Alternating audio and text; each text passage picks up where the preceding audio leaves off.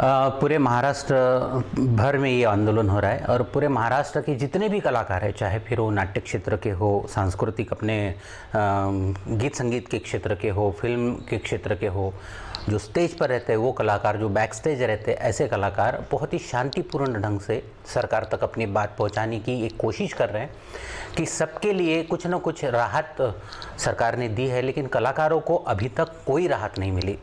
अगर सांस्कृतिक कार्यक्रम शुरू करने की वो इजाज़त देते हैं, सभागृह शुरू करने की इजाज़त देते हैं, तो कम से कम कलाकारों के काम शुरू हो जाएंगे और उनके घर की जो रोज़ी रोटी का जो सवाल है वो कहीं ना कहीं हल होगा। कलाकारों के लिए किसी ने कोई सोचा नहीं, ना कलाकारों को कोई आर्थिक सहयोग मिला, ना ही उनको सांस्कृतिक कार्यक्रम करने की अनुमति प्रदान की गई, सभागृह खोले गए। इस वजह से पिछले लगभग अभी 2 साल का ये पीरियड हो रहा है, 17-18 महीने हो गए, कलाकार घर में बैठा है, जिसका रोज़ का काम था अपनी कला प्रस्तुत करना, 2 पैसे उसको मिलते थे, उस पर उसका घर चलता था, वो पूरी तरीके से बंद हो चुका है। सामाजिक संस्थाओं ने, कुछ अच्छे सक्षम कलाकारों ने जितनी मदद होना था उनकी ओर से वो की, लेकिन कब तक करेगा कोई भी एक व्यक्ति, कब तक? उसकी भी एक सीमाएं होती है, उसका भी एक आर्थिक पैकेज होता है, महीने का उसका बंधा हुआ कुछ खर्च होता है। उसके अलावा भी उसने अगर किसी को मदद किया है तो वो हमेशा निरंतर नहीं कर सकता।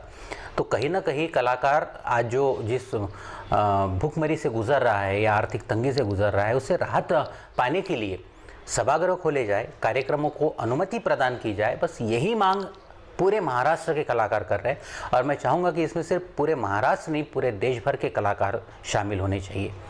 ये आंदोलन ऐसा है, शांतिपूर्ण ढंग से संविधान चौक पर सभी कलाकार आएंगे, किसी तरह की कोई नारेबाजी नहीं होगी। हाँ, पथ प्रदर्शन जो होता है, पथनाट्य जो होता है, उस तरह का हम लोग कुछ वहाँ प्रस्तुतिकरण देंगे।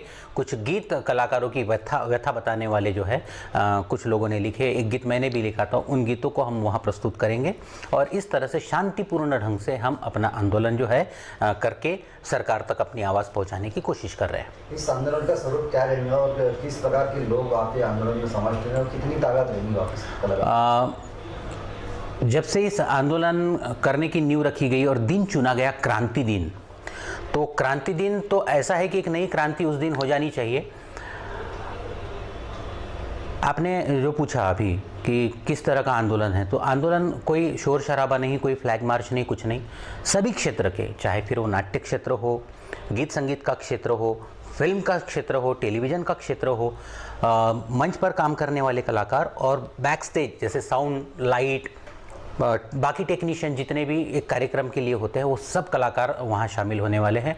लगभग 1000 से ज़्यादा कलाकार संविधान चौक पर आने वाले हैं और सोशल मीडिया पर हम देख रहे हैं कि बाहर से भी बहुत सारे कलाकार विदर्भ के हमारे इस आंदोलन में सहभागी होने की अपनी इच्छा जता रहे हैं। लेकिन कुछ नियम है, सरकारी कुछ नियम है कि बहुत ज़्यादा भीड़ न करते हुए, सोशल डिस्टेंसिंग का पालन करते हुए हमें इन सारी चीज़ों को करना है। बावजूद उसके 1000 कलाकार वहाँ आने की संभावना है और सभी को हमने इंस्ट्रक्शन दिया है लिखित रूप में कि हर एक कलाकार मास्क पहनेगा, अपना सैनिटाइज़र अपने साथ में लेकर आएगा, किसी तरह का कोई फ्लैग्स, कोई बैनर वो नहीं लाएगा, किसी तरह की कोई नारेबाजी नहीं करेगा। हमें एकजुटता के साथ सोशल डिस्टेंसिंग का पालन करते हुए अपनी आवाज़ को, अपनी बात को सरकार तक रखना है।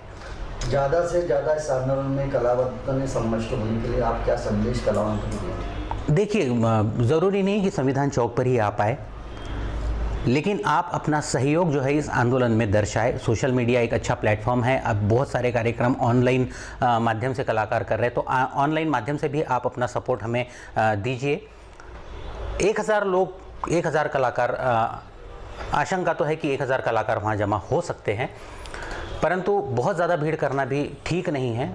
अभी कोरोना काल थोड़ा बहुत अगर कम हुआ है तो हमने सरकारी नियमों का पालन किया है, इस वजह से हम कोरोना पर मात कर सके हैं, उसे कम कर सके हैं। हमारे यहाँ जो पेशेंट वाली जो केसेस है वो कम है, वो इसी वजह से कि हमने सारे नियमों का पालन किया और कलाकार हमेशा सभी नियमों का पालन करता है। एक कार्यक्रम भी अगर वो करता है तो सारी अनुमतियाँ लेकर वो सभागृह में अपने कार्यक्रम की प्रस्तुतियाँ देता है। तो कलाकार बड़ा ईमानदार होता है, ईमानदारी से वो अपनी कला को प्रस्तुत करता है, लोगों का मनोरंजन करता है। और आज अगर उसकी आर्थिक हालत ख़राब है तो उसके लिए कोरोना जिम्मेदार है, लेकिन कहीं ना कहीं सरकार की भी जिम्मेदारी है कि इन कलाकारों को आश्रय दे, इन कलाकारों को सहयोग करे।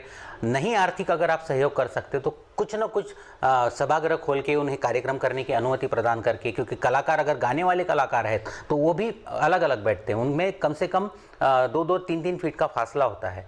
और हमने देखे कि कई कलाकार हमारे जब कार्यक्रम शुरू हुए थे तब मास्क लगाकर अपनी कला का वो प्रस्तुतिकरण कर रहे थे। नाटक में भी जो कलाकार काम करते तो नाटक में भी चिपक के काम कोई नहीं करता। नाटक में भी एक डिस्टेंस होता है, एक प्रेजेंटेशन होता है, वो सारे नियमों का पालन करके हम लोग करते हैं। इसलिए गुजारिश है सरकार से कि कम से कम सांस्कृतिक सभागृह आप खोलें और हमारे कलाकारों को कार्यक्रम करने की अनुमति प्रदान करें।